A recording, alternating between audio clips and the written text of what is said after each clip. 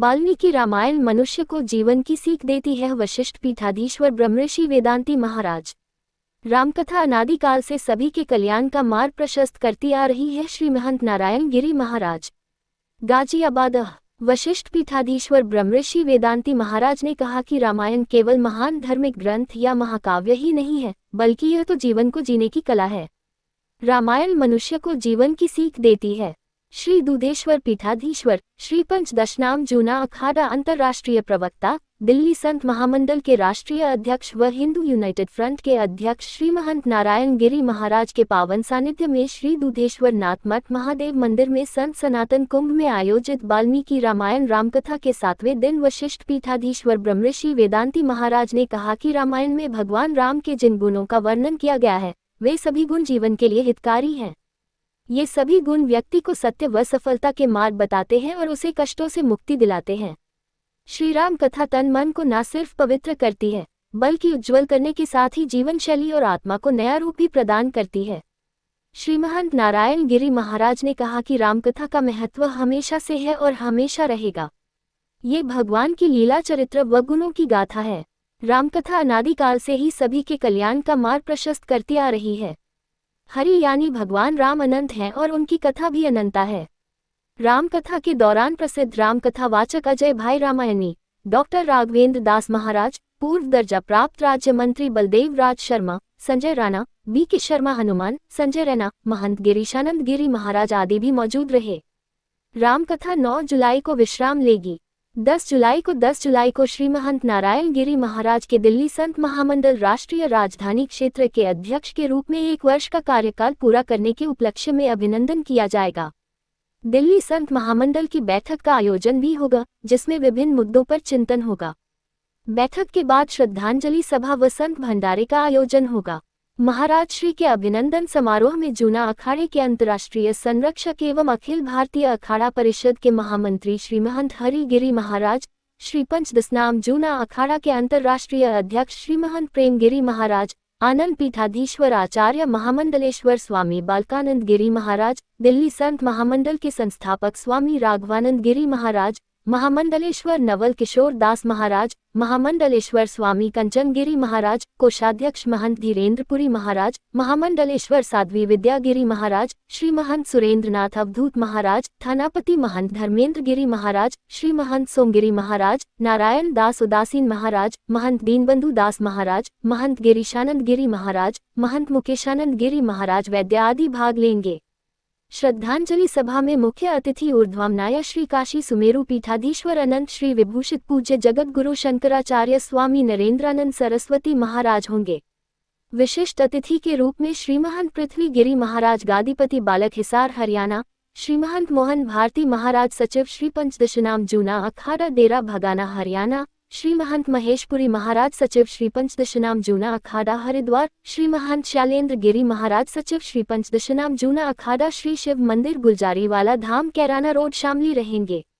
संतों का स्वागत मंदिर विकास समिति के अध्यक्ष धर्मपाल गर्ग, अनुज गर्ग, विजय मित्तल, शंकर झा, अमित कुमार शर्मा व दीपांकर पांड्य करेंगे।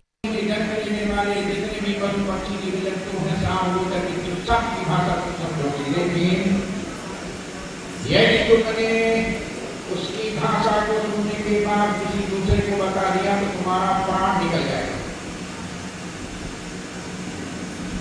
सुमंत्र ने कहा, तुम्हारे पिता राजा अश्वपति एक दिन बिस्तर में लेटे थे तुम्हारी मां के साथ, तो रात्रि को अचानक ठहाका मारकर हंसने लगे। राजा अश्वपति ने सुना, ततो दिग्भस्य सैने देवता भूति वर्गिशः विदिते विर्गो भावा सतत्र बहुधा। ये दिव्य पक्षी पति पत्नी दोनों आपस में वार्ता कर रहे थे। राजा अश्वपति समझ लिए तो बहुत तेजी से ठहाका मारकर हंसने लगे।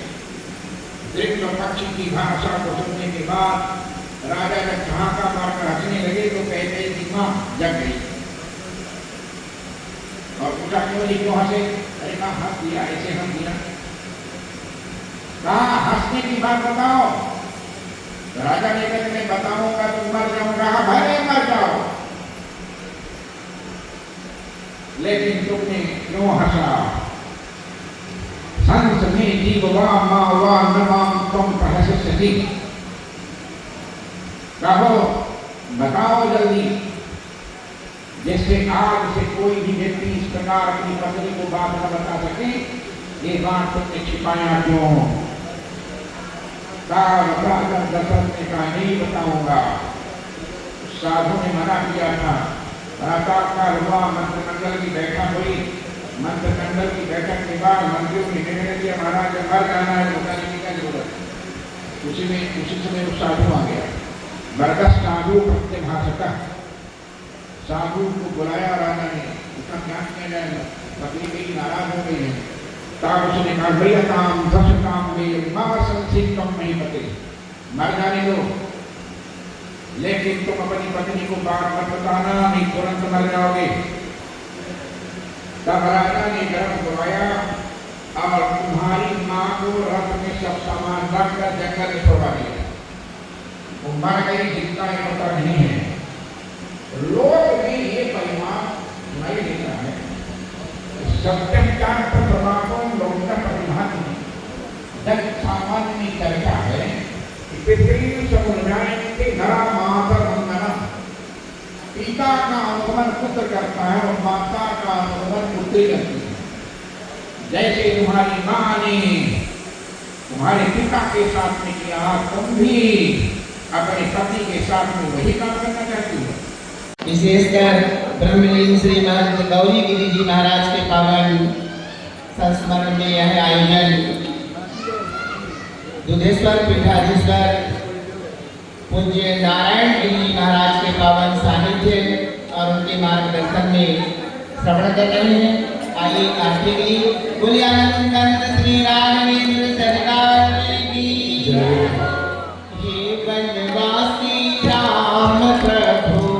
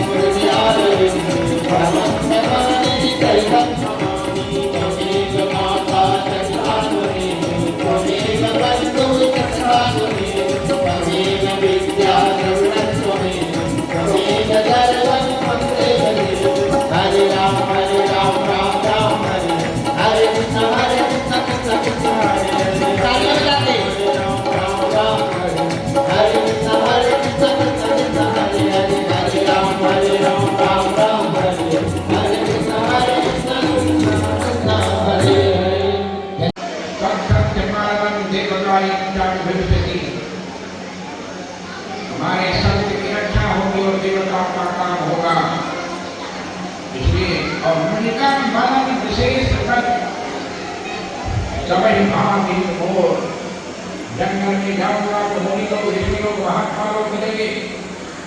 अपने ही माँ की तुम्हारे गौरी संपत जननी तो और इस बार फिर तुम्हारी ऐसी माँ की यात्रा है इसलिए मैं निश्चित ही जंगल जाऊंगा। भारत मेरे प्राण प्रिय हैं और विद्या का राजा बने, इससे बड़ा तुम्हारे लोग क्या हो सकता है।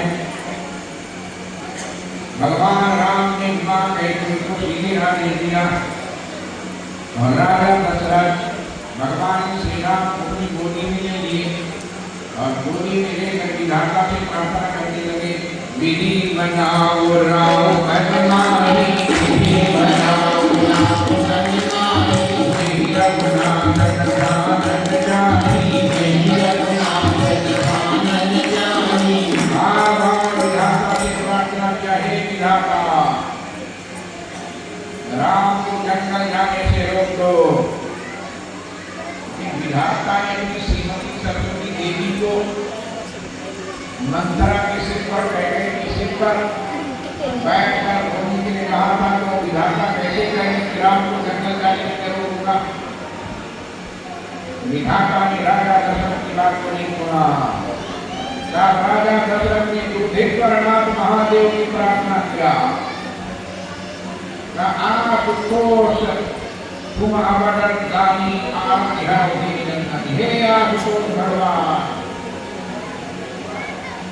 हे दुर्धेश्वरनाथ महादेव तुम कृपा कर दो, तुम राम की बुद्धि को बदल दो जिससे राम जंगल न जाकर अयोध्या में रहे। और दुर्धेश्वरनाथ की प्रार्थना करना शुरू कर दिया। आप लोग भी प्रार्थना करेंगे, भोलानाथ कृपा दया मैं भोलानाथ कृपा दया अवतारी शिव होगी अवतारी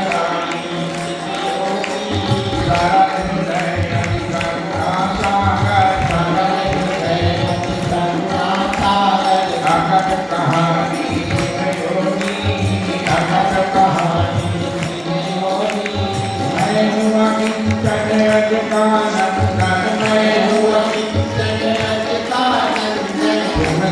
पूर्ण ब्रह्म हरे तुम पूर्ण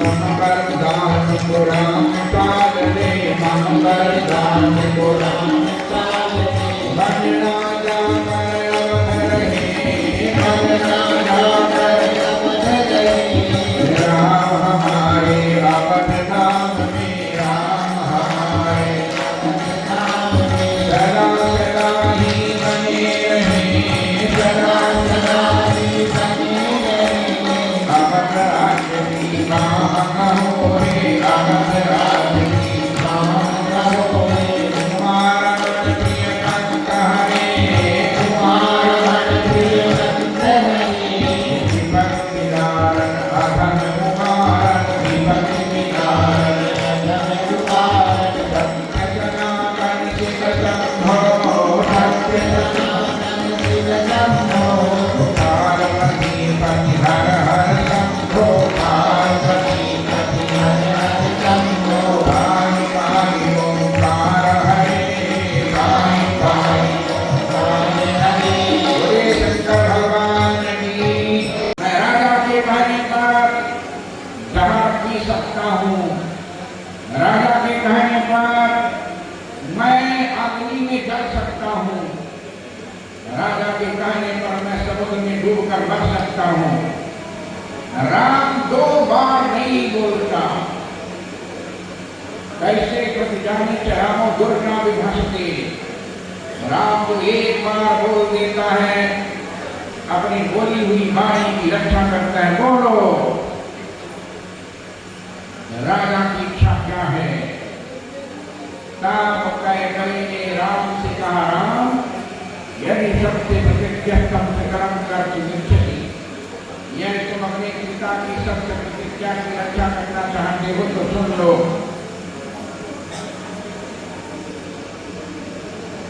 और कैकेयी ने कहा, राम भरतस्या विषिज्ञेत इरेतद विषेचनम, ये जो अभिषेक की सामग्री रखी हुई है, इसी सामग्री से धर्म का राज्याभिषेक करना है। सप्त सप्त च वर्षाणि दंडकारणासिद्धं अभिषेकमिदं त्यक्त्वा जटाकिन्धरो भव। अये राम, तुमको 14 वर्षों तक जंगल में रहना है, 3 वर्ष धारण करके तुम यहाँ से जाओ। ये कैकेयी ने राजा के वचन को सुनाया, जैसे कहा वैसे भगवान राम तुरंत उठकर राजा दशरथ के चरणों में गिर गए और कहा, पिताजी अहम सीताम राज्यं च प्राणानिष्ठानि धनानि च धृतो धारते स्वयं तज्ज्ञान भरताय पितुलिता। मैं भरत के लिए सीता का परित्याग कर सकता हूँ, राज्य का परित्याग कर सकता हूँ, यहाँ तक अपने प्राणों का भी परित्याग कर सकता हूँ।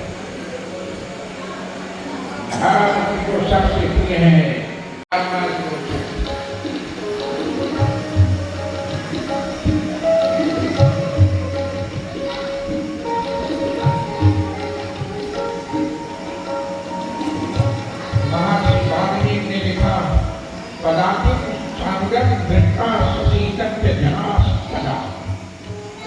पहली बार अयोध्या की सड़क में सीता के साथ राम और लक्ष्मण को पैदल घूमते हुए अयोध्या की जनता ने देखा। यज्ञात्मको मायास्तु चतुरंग बलम महत् निवसिया सर्वं सर्वं। तो चतुरंगी सेना के साथ रथ में बैठकर अयोध्या की सड़कों में चलते थे। जिस सीता को यहाँ का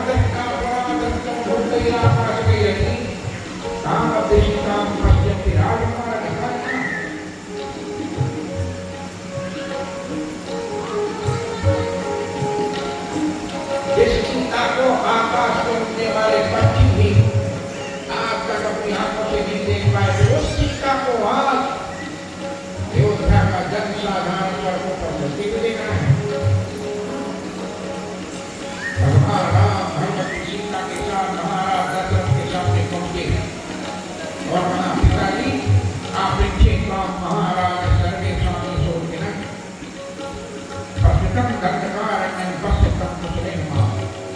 पिताजी मैं आज अपनी पत्नी सीता और छोटे भाई लक्ष्मण को साथ में लेकर गंगावत से जंगल जा रहा हूँ, आशीर्वाद दीजिए।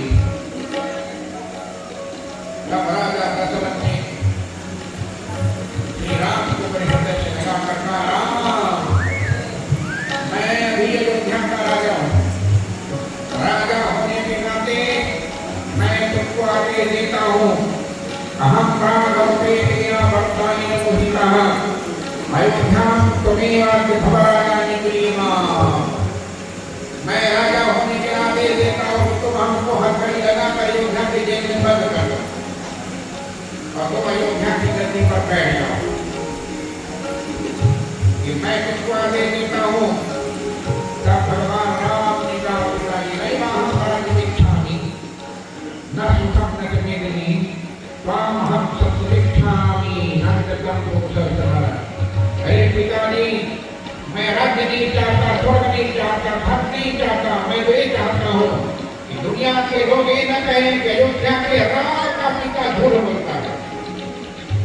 आपको सत्य पर आधारित करने के लिए मैं जंगल जा रहा हूँ, आशीर्वाद दीजिए। प्रत्यक्षम तव सत्येन सुकृतेन सत्येन। मैं आप अपने सुकृत की सौगंध खाता हूँ, सत्य की सौगंध खाता हूँ, मुझे आदेश दीजिए, मैं जंगल जा रहा हूँ। तब राजा दशरथ खड़े हो गए, श्री राम से कह, राम जाओ, बड़े बड़े विद्वान और शंकराचार्य लोग भी नहीं जानते, सब लोग यही कहा कि राजा दशरथ ने कभी नहीं कहा कि राम तुम जंगल जाओ। तो शंकराचार्य की चिंता है कि तुम मर गए, मेरे साथ प्रवचन करने के लिए जाते थे, मैंने सुना मुझे बड़ा अच्छे हो, मैंने कहा वाल्मीकि रामायण देखा नहीं हम तो चलो की पूजा में लगे रहते हैं, इसलिए हमको पता नहीं चलता क्या क्या लिखा है। हमने का ये लिखा है श्रेयसी वृद्धेता पुनरागमनाय च गच्छ्वानि कर्मभ्यः पंथानं ततो श्रेय के लिए, कल्याण के लिए, पुनः अयोध्या वापस लौट आने के लिए, है राम मैं तुम्हें आशीर्वाद देता हूँ, तुम जाओ जंगल। ये वाल्मीकि रामायण का वाक्य है। और राजा दशरथ ने भगवान राम को आशीर्वाद देकर जंगल भेजा। सुंदर कथाएं हैं। और इसके बाद सुमंत्र ने अंतिम चरण में कैकेयी से कहा, कैकेयी आम्रम चित्ता उठाने निम्न परिचरित कहा, आम के पेड़ को काटकर कोई ऐसा मनुष्य है जो नीम का पेड़ लगाए, नीम का पेड़ लगाने के बाद दूर से उसको सींचो, फिर भी नीम ही रहेगी। विकृति बरकत कच्चित गदौ वर मरुत्तम, तुम्हारे पिता राजा अशोकपति को एक महात्मा ने आशीर्वाद दिया था।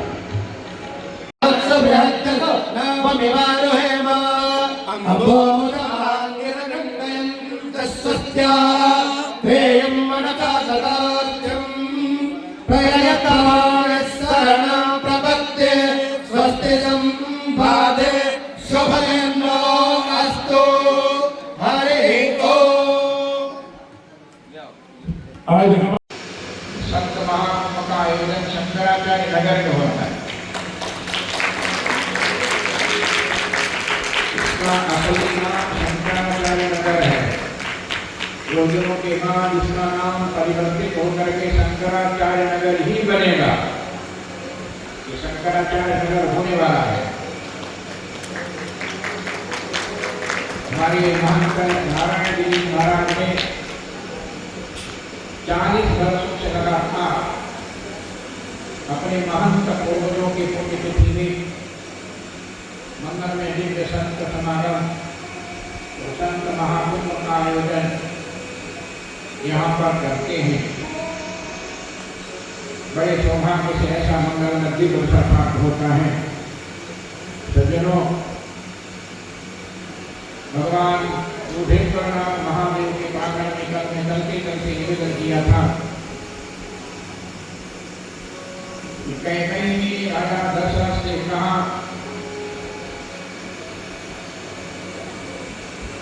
मंथरा ने कैकेयी से कहा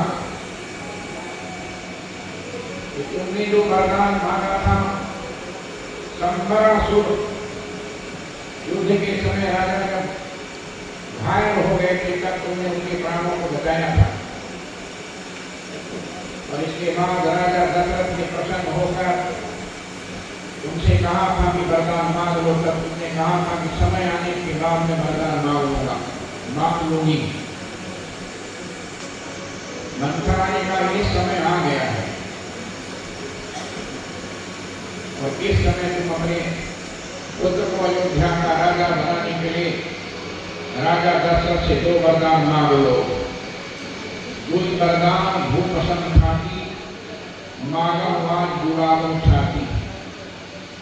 राजा दशरथ से 2 वरदान मांग करके हृदय को शीतल कर लो। 2 वरदान में पहला वरदान मांगा ना, सुतहि राम राजहि वनवासु, देव देव सब सवसि हुलासु। अपने बेटे भरत को अयोध्या का राज्य और राम को 14 वर्ष का जंगल।